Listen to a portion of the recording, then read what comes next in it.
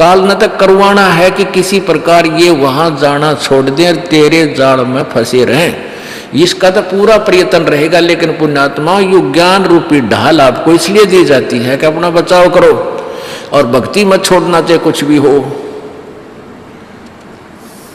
आप पुण्यात्माओं अपने घर के काम में, ठीक है, पति पत्नी बच्चे सब कोई कार्य करना है तो सब मिलकर सलाह बनाकर कर लें, बहुत अच्छा होता है। उसमें कोई हानि लाभ भी हो जाती है तो विशेष दुख नहीं होता। उसमें अवश्य राय एक दूसरे की लेकर काम कर लेना चाहिए। और जब आता आत्म कल्याण का समय, उसमें किसी की राय की आवश्यकता नहीं। मान लीजिए आपने नाम लेना है और आपका पति नाट्य है तो नाट्य जागा।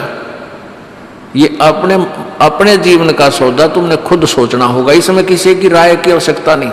आपने नाम लेना, आपकी पत्नी मना करती है तो करण दे, इसमें किसी की सलाह लेने की जरूरत नहीं है, चाहे कोई राजी रहे चाहे नाराज रहे। यदि मीराबाई उस समय ये सोचती कि तेरी माँ क्या कहेगी, तेरे पिता क्या कहेगा, ये समाज क्या कहेगा, तो मंदिरों में जाती है, क्योंकि उस समय ठाकुर समाज अपनी बहन बेटियों को घर से नहीं निकलने देते थे, पर्दों में रखते थे। लेकिन मीराबाई बालक नहीं रही थी, समझदार थी वह।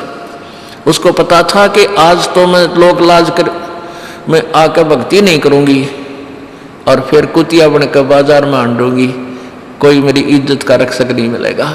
तो ये ज्ञान से ही ऐसी दृढ़ता आती है। संघर्ष किया और सफल हुई, क्योंकि मालिक के नाम पर जो संघर्ष करते हैं, सच्चे दिल से हृदय से, उनकी परमात्मा मदद किया करता है। ये पिछले इतिहास देख लो,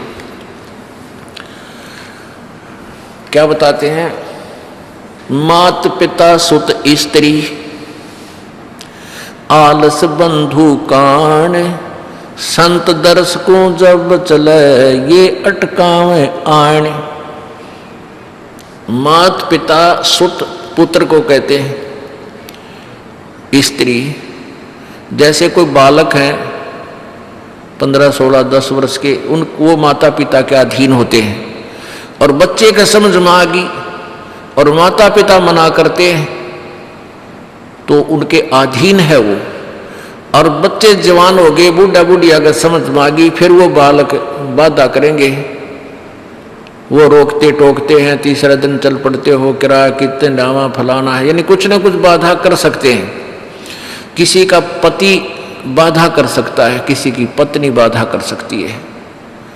जब भक्ति की तरफ अग्रसर होता है या सत्संग में आने की तैयारी करता है। या फिर आलस बंधु कान, आलस माने आप ढीले गोडे छोड़ दे, फिर देखांगे इबका नहीं जाता, सर्दी घनी है, गर्मी घनी है। और या बंधु कान, लोक लाज, इनके कारण ये है भक्ति में बाधक।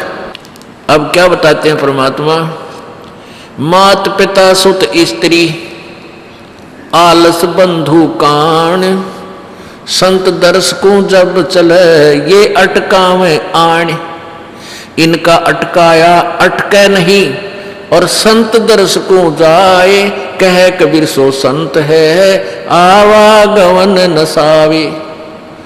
इनका अटकाया अटके नहीं और संत दर्श को जाए, यानी सत्संग में अवश्य जावे, कह कबीर सो संत है आवागमन नसाए, उसका कल्याण हो। आज मीराबाई जी का कितनी श्रद्धा और आदर के साथ नाम लिया जाता है।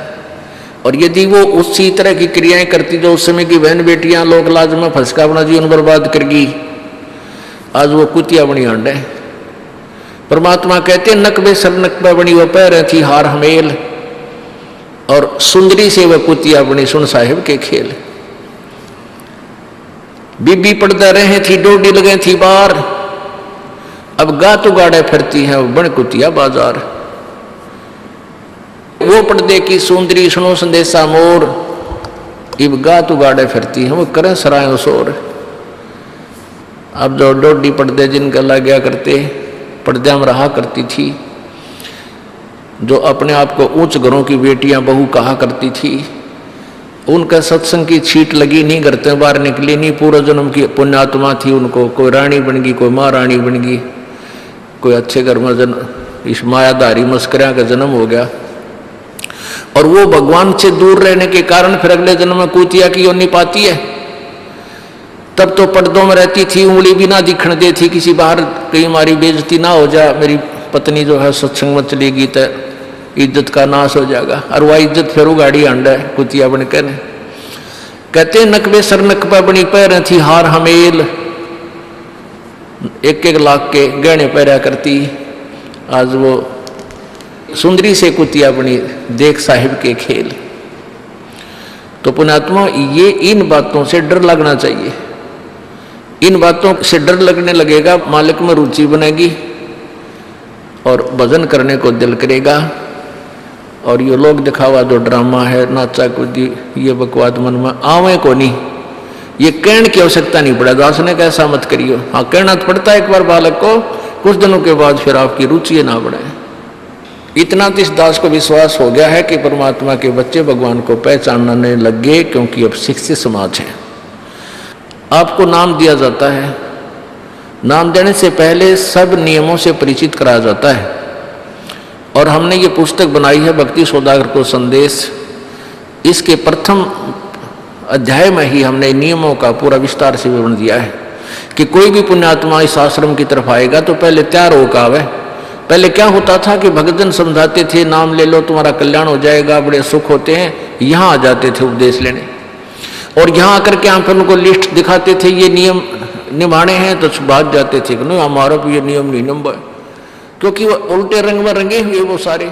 तो अब उनको पहले ये लिख कर दे दिए कि तुम तैयार होकर आ जाना, तुम्हारा मन मानने तो आना, क्योंकि कल्याण होगा इस मर्यादा में रहने से।